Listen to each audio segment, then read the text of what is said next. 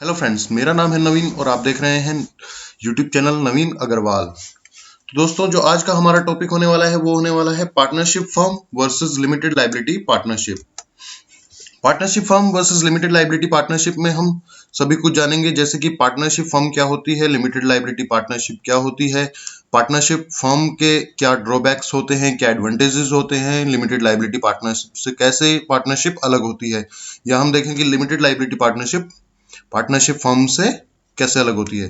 तो अभी तक अगर आपने चैनल को सब्सक्राइब नहीं किया है तो चैनल को सब्सक्राइब करें, लाइक करें, वीडियो को शेयर करें ज्यादा से ज्यादा। तो अब हम सबसे पहले स्टार्ट करते हैं पार्टनरशिप फर्म और लिमिटेड लायबिलिटी पार्टनरशिप में क्या क्या डिफरेंसेस होते हैं। तो सबसे पहले हम बात करते हैं रजिस्ट्रेशन की। तो पार्टनरशिप फर्म का जो रजिस्ट्रेशन होता है वो होता है द इंडियन पार्टनरशिप एक्ट 1932 के अंडर जो पार्टनरशिप फर्म है वो रजिस्टर की जाती है। वहीं हम बात करते हैं लिमिटेड लायबिलिटी पार्टनरशिप की। तो लिमिटेड लायबिलिटी पार्टनरशिप जो होती है वो लिमिटेड लायबिलिटी पार्टनरशिप एक्ट 2008 के अंडर रजिस्टर की जाती है। यहाँ पर अब बात करते हैं कि पार्टनरशिप फर्म जो होती है उसका नाम किस हिसाब से रखा जाता है। तो ऐसा कोई स्पेसिफाइड नाम नहीं दिया गया है कि इस टाइप से आप पार्टनरशिप अगर फर्म है तो उसका नाम रखा जाएगा। जबकि जो एलएलपी होती है उसके नाम के एंड में हमेशा एलएलपी लगाना मैंडेटरी यहाँ पर किया गया है, जिससे उसका नाम स्पेसिफाइड हो जाए कि ये एलएलपी है। अब हम बात कर लेते हैं कि मिनिमम नंबर ऑफ पार्टनर्स कितने हो सकते हैं एक पार्टनरशिप में। तो लिमिट है मिनिमम नंबर्स ऑफ पार्टनर्स की पार्टनरशिप फर्म में वो है 2। और जबकि हम बात करते हैं एलएलपी की तो वहां पर भी सेम यहाँ पर रखा गया है। तो हमने यहाँ पर देखा कि जो लिमिटेड लायबिलिटी पार्टनरशिप है और जो पार्टनरशिप है दोनों में ही मिनिमम जो मेंबर्स होते हैं उनकी जो लिमिट है उसको 2 रखा गया है कि मिनिमम अगर आपको पार्टनरशिप स्टार्ट करनी है या फिर आपको एलएलपी स्टार्ट करनी है तो आपको मिनिमम 2 मेंबर्स होना मैंडेटरी होता है। अब हम बात कर लेते हैं कि मैक्सिमम कितने पार्टनर्स यहाँ पर एलएलपी या फिर पार्टनरशिप फर्म में हो सकते हैं। तो पार्टनरशिप फर्म के लिए इस जो मैक्सिमम फिगर है उसको 20 रखा गया है, जबकि एलएलपी में ऐसा कुछ भी डिफाइन नहीं किया गया। एलएलपी में जो इनफाइनाइट नंबर्स ऑफ पार्टनर्स आप रख सकते हैं। अब हम बात कर लेते हैं क्रिएशन, जो पार्टनरशिप फर्म है उसको क्रिएट कैसे किया जाता है। तो पार्टनरशिप फर्म को क्रिएट करने के लिए आपको फर्म के अंदर कॉन्ट्रैक्ट करना होता है, जिसे हम पार्टनरशिप डीड भी बोलते हैं। पार्टनरशिप डीड को बनाने के बाद आप पार्टनरशिप फर्म को स्टार्ट कर सकते हैं।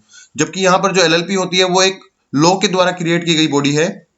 यहाँ पर आपको लॉ के अंदर रजिस्ट्रेशन करवाना पड़ता है अगर आप एलएलपी स्टार्ट करना चाहते हैं तो।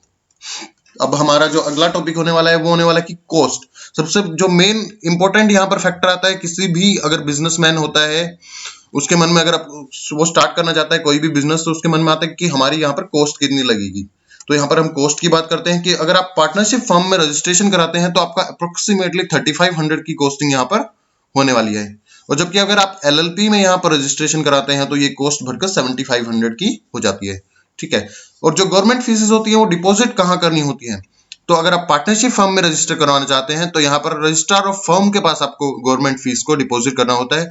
जबकि अगर आप एलएलपी में रजिस्ट्रेशन करवाना चाहते हैं तो मिनिस्ट्री ऑफ कॉर्पोरेट अफेयर्स इसके लिए यहाँ पर आपको कॉस्ट यहाँ पर डिपॉजिट करनी होती है, जो फीसेस होती हैं। अब हम बात कर लेते हैं टैक्सेशन की। तो जब हम टैक्सेशन की बात करते हैं तो पार्टनरशिप फर्म और एलएलपी का दोनों का ही सेम स्ट्रक्चर यहाँ पर टैक्सेशन के मामले में दिया गया है। जो इनकम टैक्स की रेट्स हैं वो भी दोनों के लिए 30% यहाँ पर फिक्स की गई हैं। और जो यहाँ पर ड्यू डेट्स हैं, अगर आपकी ऑडिट नहीं होती है पार्टनरशिप की भी और एलएलपी की भी तो आपके लिए वो ड्यू डेट हो जाती है 30 जुलाई। और अगर आपकी यहाँ पर इनकम टैक्स रिटर्न की फाइलिंग ड्यू डेट अगर आप ऑडिट कराते हैं तो आपकी हो जाती है 30 सितंबर। और एलएलपी के केस में भी यहाँ पर 30 सितंबर ही होती है सेम।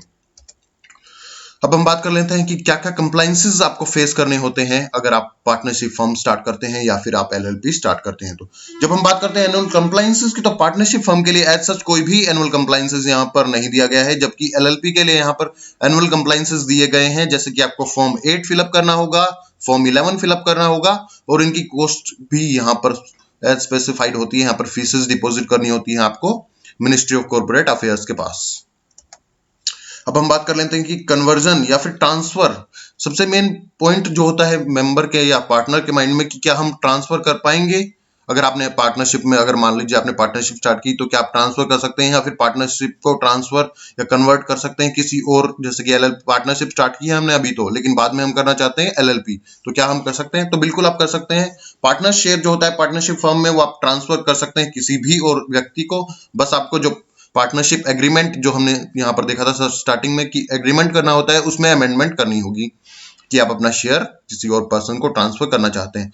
और इसी तरह अगर आप पार्टनरशिप फर्म का भी ट्रांसफर करना चाहते हैं, एलएलपी में कन्वर्ट करना चाहते हैं या फिर आप प्राइवेट लिमिटेड कंपनी में कन्वर्ट करना चाहते हैं, तो वो भी यहाँ पर पॉसिबल है।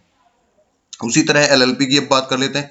तो एलएलपी में भी ट्रांसफर यहाँ पर किसी भी पर्सन का शेयर किसी दूसरे पर्सन को यहाँ पर ट्रांसफर किया जा सकता है। बस आपको यहाँ पर वहां पर करना था आपको रजिस्ट्रार ऑफ फर्म के पास, यहाँ पर करना है आपको एमसीए में फाइलिंग करनी होगी अमेंडमेंट की, जो आपने अमेंड किया है पार्टनरशिप के एग्रीमेंट को। अब हम अगला बात कर लेते हैं पार्टनर्स की लायबिलिटी। यहाँ पर सबसे मेन जो अगला पॉइंट होता है, एक तो हमारे पास देखते हैं कि कॉस्ट कितनी लगती है, और अब अगला हम पॉइंट देखते हैं कि पार्टनर्स की कितने तक की लायबिलिटी होती है अगर हम पार्टनरशिप में जाते हैं या फिर हम एलएलपी में जाते हैं।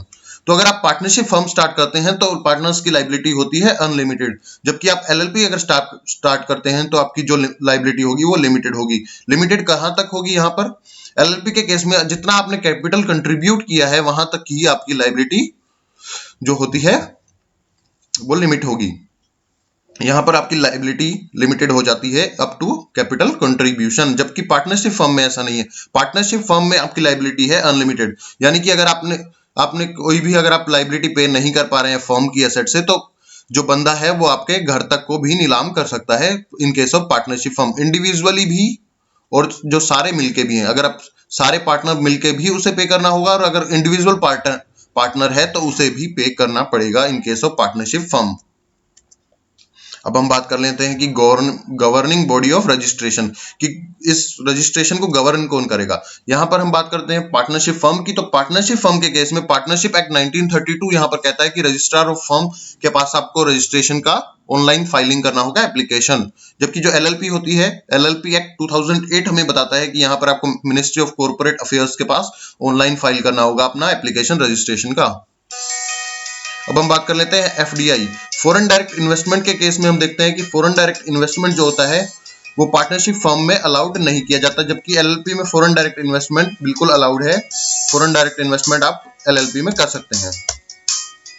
डीआईएन की रिक्वायरमेंट अब देखते हैं। डीआईएन की जो रिक्वायरमेंट है in case of partnership firm कोई भी रिक्वायरमेंट नहीं है, लेकिन एलएलपी में यहाँ पर डीआईएन बिल्कुल रिक्वायर होता है, मैंडेटरी यहाँ पर पार्टनर्स के लिए किया जाता है कि आपके पास डीआईएन होना चाहिए। और एक और चीज यहाँ पर डीएससी की भी रिक्वायरमेंट होती है इन केस ऑफ एलएलपी, जो कि पार्टनरशिप फर्म में डीएससी की भी रिक्वायरमेंट नहीं होती है। अब हम अगर कंक्लूजन पर आते हैं तो पार्टनरशिप फर्म और लिमिटेड लायबिलिटी पार्टनरशिप दोनों के ही अपने प्रोज और कॉन्स हैं, लेकिन जब हम बात करते हैं लायबिलिटी की तो यहाँ पर पार्टनरशिप फर्म में अनलिमिटेड लायबिलिटी होती है, लेकिन लिमिटेड लायबिलिटी पार्टनरशिप में पार्टनर्स की जो लायबिलिटी होती है उसको लिमिट कर दिया जाता है जहां तक कि उनकी कैपिटल कंट्रीब्यूशन होती है। और यहाँ पर पार्टनरशिप फर्म में एक और ड्रॉबैक आता है कि अगर कोई भी पार्टनर डिफॉल्ट करता है तो सारे पार्टनर्स उसके डिफॉल्ट के लिए लायबल होते हैं, लेकिन लिमिटेड लायबिलिटी पार्टनरशिप में ऐसा कुछ नहीं होता। अगर किसी एक पार्टनर ने डिफॉल्ट किया है तो दूसरे पार्टनर्स उसकी लायबिलिटी के लिए लायबल नहीं होते, वो उतने तक ही लायबल होते हैं जितना उन्होंने कैपिटल को कंट्रीब्यूट किया है। तो यहाँ पर इस हिसाब से हम देखें तो लिमिटेड लायबिलिटी पार्टनरशिप फर्म से कहीं आगे निकल जाती है।